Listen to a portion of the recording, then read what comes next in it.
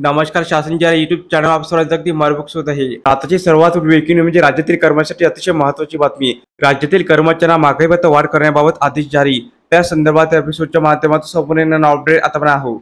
तत्पूर्वी मी आपल्याला सांगू इच्छितो, आपण चॅनलला सबस्क्राईब करायला आजच्या अपडेट सहित सुरू करूया.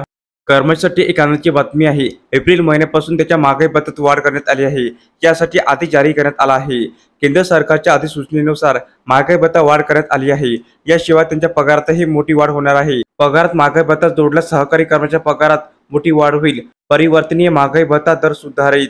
परिवर्तनीय महागाई भत्त्याची सुधारित दर करण्यात आली आहे. त्यामध्ये 13.73 अंकाची वाढ नोंदवण्यात आली असून त्यांच्यासाठी अधिसूचनाही जारी करण्यात आली आहे. महागाई भत्ता 13.73 अंकांनी वाढला.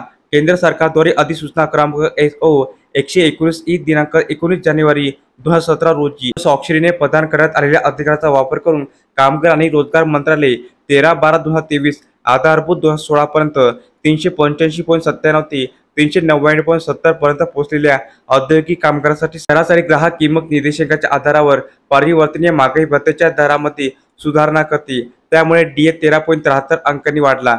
खालीलप्रमाणे सुधारित चल महागाई भत्ता 1/4/2024 पासून देय असेल. कर्मचाऱ्यांच्या महागाई भत्ता प्रदेशानुसार वाढला.